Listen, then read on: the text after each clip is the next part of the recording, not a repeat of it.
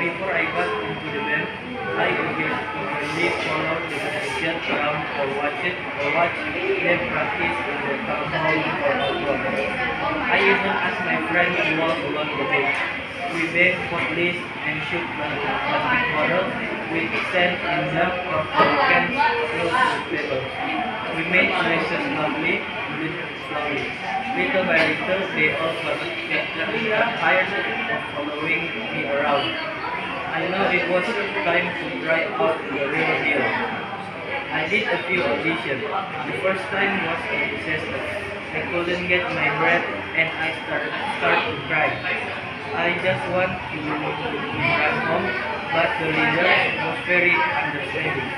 He fixed an appointment for the following week. He explained how to relax and do breathing techniques. So I practiced everything he told me. I went around the house making drum noises, bass noises, and piano sounds. That helped me out. The next time, I had prepared everything, but I did not play well enough because I was a little nervous. But not as much as the first one. I told the leader that I need a bit more time. The third time was a completely different story.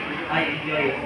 Then, on Saturday morning, I played in front of the whole band and they clapped. The leader said, let's welcome Peter to the band. He deserves his place.